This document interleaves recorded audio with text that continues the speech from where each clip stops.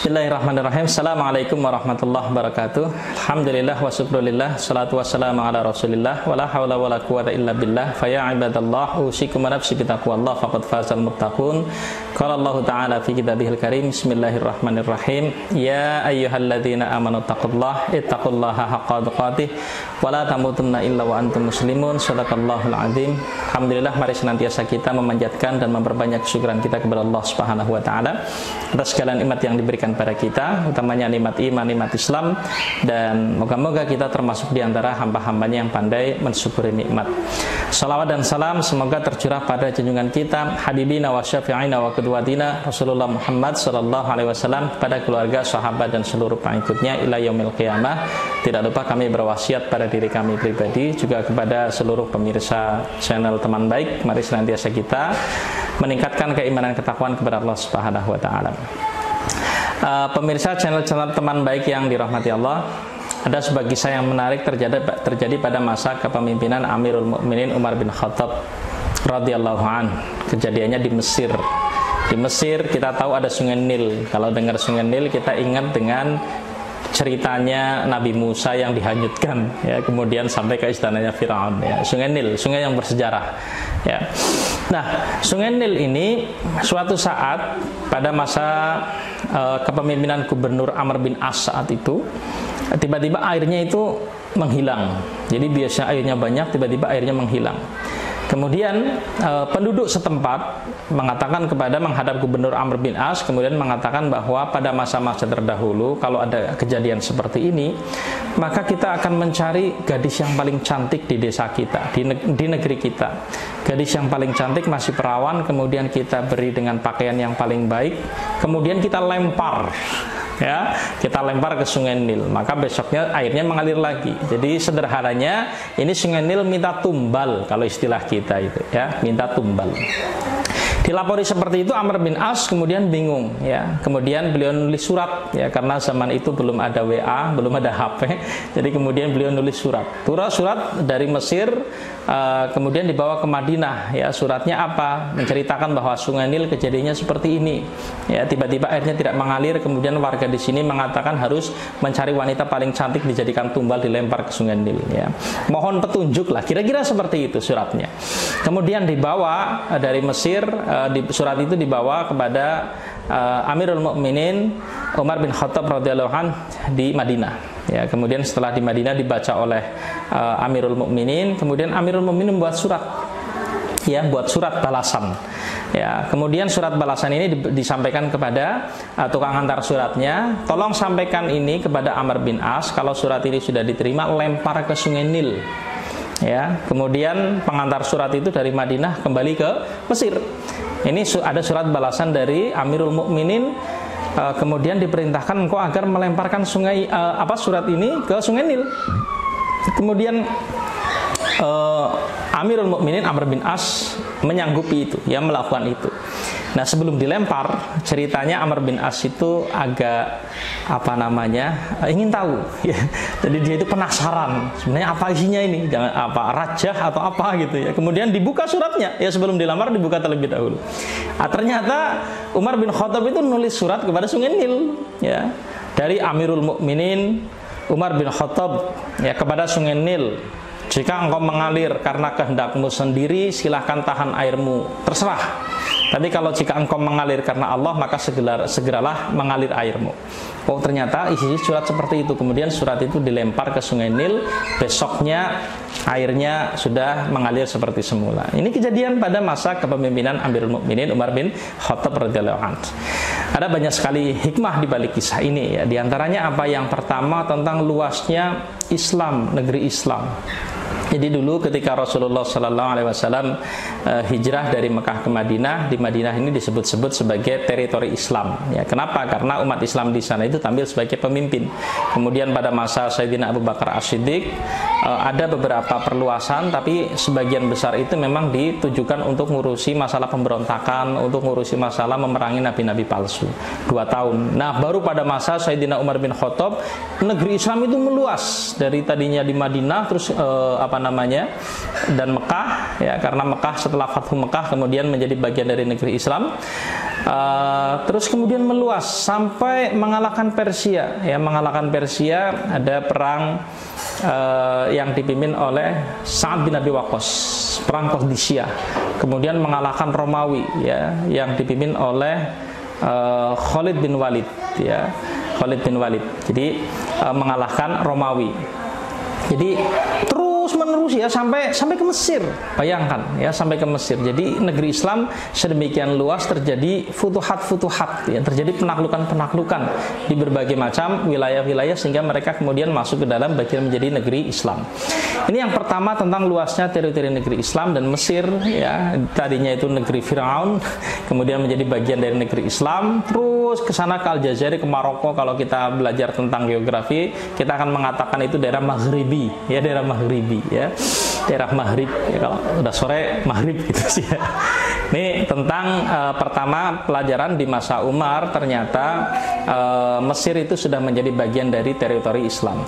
Kemudian yang kedua, pelajaran penting yang kita dapatkan adalah betapa Islam itu datang dan kemudian mengganti tradisi yang tidak baik. Tradisi yang tidak baik. Jadi interaksi antara Islam dengan budaya, dengan tradisi ini kan beda-beda spektrumnya, ya. Ada di antara tradisi-tradisi itu yang kemudian dikuatkan oleh Islam, ya. Misalnya apa? Misalnya musyawarah. Ya, ada tradisi-tradisi yang diatur, misalnya apa? Misalnya poligami. Dulu sebelum Islam poligami sudah ada, setelah Islam kemudian diatur, tadinya banyak, kemudian maksimal 4, kan begitu, ya. Tapi ada juga tradisi-tradisi yang kemudian dilarang oleh Islam. Di antaranya apa? Khamar, di antaranya judi. Itu tradisi-tradisi yang dilarang. Jadi interaksi Islam dengan tradisi itu seperti itu. Yang baik dikuatkan, ada yang diatur, ada yang dilarang.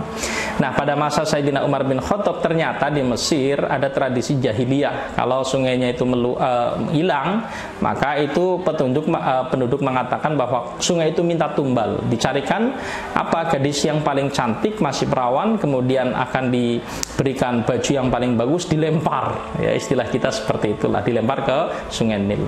Nah, tapi kemudian Umar bin Khattab tidak percaya dengan itu semua, maka dia menulis surat itu ditujukan untuk sungai Nil. Jadi kalau ada orang nulis surat kepada orang lain itu biasa. Tapi ini Umar bin Khattab itu nulis untuk sungai Nil, dan ternyata sungai Nil itu kemudian mengalir airnya kembali. Jadi tidak sekaligus dengan itu penduduk setempat menjadi tahu bahwa tradisi yang dulu-dulu itu telah dilakukan itu ternyata salah, dan Islam datang mengganti tradisi itu. Ya, ini yang kedua, pelajaran yang kedua. Pelajaran yang ketiga yang bisa kita dapatkan dari kisah ini adalah tentang karomah. Karomah dari Amirul Mukminin Umar bin Khattab radhiyallahu anhu. Dan karomah ini hal-hal yang luar biasa, ya, terjadi pada orang-orang soleh yang kalau pada Nabi itu namanya mukjizat. Pada orang-orang soleh itu ada karomah, dan karomah seperti ini memang banyak, ya, dari kalangan sahabat juga banyak yang punya karomah, ya, termasuk diantaranya yang terjadi pada Umar bin Khattab radhiyallahu anhu, ya. Suatu saat pernah juga beliau sedang berdiri dari satu mimbar, sedang ada khutbah Jum'ah, kemudian dia memperingatkan pasukan yang sedang dikirim, ya, waktu itu di Irak atau di mana daerah sana, kemudian mengatakan, wahai pasukan, naik ke gunung, ya. Jadi sedang khutbah Jum'ah, bayangkan sedang khutbah Jum'ah, tiba-tiba kemudian beliau mengatakan itu. Tentu saja orang-orang yang sedang hadir di Masjid Nabawi itu bingung, ada apa ini. Nah, ternyata setelah beberapa bulan kemudian datang pasukan dari sana yang dikirim, kemudian mengatakan bahwa alhamdulillah kami selamat. Tiba-tiba seolah-olah di antara kami mendengar suaranya Umar bin Khattab memperingatkan kami untuk pergi ke gunung, ya, karena ada pasukan yang sedang menyerang. Lalu baru kemudian orang-orang yang yang hadir Jumatan saat itu baru ngeh, oh ternyata Umar itu sedang diberikan gambaran tentang pasukan yang sedang dia kirim. Ini diantara karomahnya Umar bin Khattab radhiyallahu anhu. Dan para sahabat juga banyak yang punya karomah-karomah seperti ini. Kalau di kita karomah-karomah, orang yang punya karomah itu disebut wali, ya, di kita begitu, ya. Orang-orang soleh itu diberikan karomah-karomah, ya. Dan kita perlu sampaikan bahwa ada perbedaan antara karomah dengan sihir. Karomah itu diberikan kepada orang-orang yang saleh, sihir itu biasanya dimiliki oleh orang-orang yang fasik, ya. Karomah itu tidak bisa diulang, sihir itu bisa diulang. Karomah tidak bisa dipelajari, sihir itu bisa dipelajari. Ya, orang kalau punya karomah biasanya dia cenderung takut, ya. Aduh, khawatir jangan-jangan ada apa-apa ini. Kalau orang sihir bangga, ya bangga dan kadang-kadang ingin mendemonstrasikan. Ini contoh di antara perbedaan-perbedaan antara karomah dengan sihir. Yang paling gampang itu karomah itu sekali lagi diberikan kepada orang solih, ya bagian dari penguatan Allah, pertolongan Allah kepada mereka, ya. Kemudian kalau sihir itu biasanya dimiliki oleh orang-orang fasik, dan sahabat banyak yang punya karomah seperti ini. Contoh lain misalnya ada Khalid bin Walid, ya. Khalid bin Walid itu terkenal sebagai Saifullah al-Maslul. Saifullah al-Maslul, pedang Allah yang terbunuh, ya. Setiap kali terjun ke peperangan senantiasa menang, sehingga mereka lawannya Khalid bin Walid itu kalau dalam peperangan, siapa panglimanya? Khalid bin Walid. Wah, kemudian mereka berpikir, wah, kita kalah ini. Sampai ada yang bertanya, apa kemudian kau mendapatkan pedang dari langit sehingga senantiasa menang, ya? Kemudian dia mengatakan, dia tidak, tapi saya datang kepada kalian dengan pasukan yang lebih mencintai kematian daripada kehidupan. Ya, Khalid bin Walid, jadi pasukannya itu all out, ya, on fire, istilah gitu, on fire. Nah, suatu saat itu, wah, ini kita kedatangan Khalid bin Walid dengan pasukan, ya, kita kayaknya sulit untuk menang. Begini saja, ya, kita siap untuk pergi dari daerah sini tanpa peperangan, tapi kita minta Khalid bin Walid untuk minum ini, ya. Ternyata apa? Ternyata racun isinya. Dan Khalid bin Walid tahu kalau itu racun, ya, tahu kalau itu racun. Tapi kemudian beliau mengambil segelas air itu diminum, kemudian beliau berdoa, Bismillahirrahmanirrahim, la yadurru ma'asmihi syai'un fil ardi wala fis sama' wa huwas samiul alim. Diminum dan ternyata tidak apa-apa. Orang-orang kemudian kaget, wah, dia minum racun aja nggak mati, ya pantas menang terus perang. Kan kira-kira seperti itu, ya. Tapi ini karomah, ya. Kita meskipun hafal, ya, Bismillahirrahmanirrahim, la yadurru ma'asmihi syai'un fil ardi wala fis sama' wa huwas samiul alim, kalau minum racun mati juga, ya. Jadi yang begini-begini tidak bisa ditiru, ya. Tapi kita mengetahui bagian dari penghargaan Allah kepada orang-orang salih. Ini yang ketiga tentang karomah, yang keempat tentang takut kepada Allah, ya. Karena Rasulullah bersabda, man khafallah khawafa minhu kullasyai'in. Barang siapa yang takut kepada Allah, maka segala sesuatu akan dibuat takut kepadanya.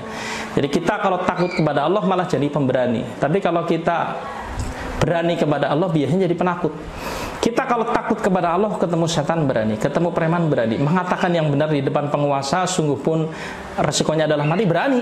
Kalau kita takut kepada Allah. Tapi kalau kita tidak takut kepada Allah, ya, ketemu setan takut, ketemu penguasa takut, ketemu bos takut, ketemu macam-macam takut. Biasanya begitu, ya. Dalam hal ini Umar bin Khattab itu tidak takut dengan cerita-cerita yang disampaikan oleh penduduk Mesir, ya, bahwa ini minta tumbal, kalau tidak nanti akan kering selamanya. Alah, bodoh amat yang begitu-begitu. Kalau kamu memang mengalir karena dirimu sendiri, silahkan tahan airmu. Tapi kalau kamu mengalir karena Allah, maka segeralah mengalir. Dan ternyata sungainya segera mengalir tanpa perlu menimbulkan korban atau tumbal. Jadi ini diantara pelajaran-pelajaran penting yang bisa kita dapatkan dari kisah ini tentang surat Umar kepada Sungai Nil. Moga-moga bermanfaat. Billahi taufiq wal hidayah. Assalamualaikum warahmatullahi wabarakatuh.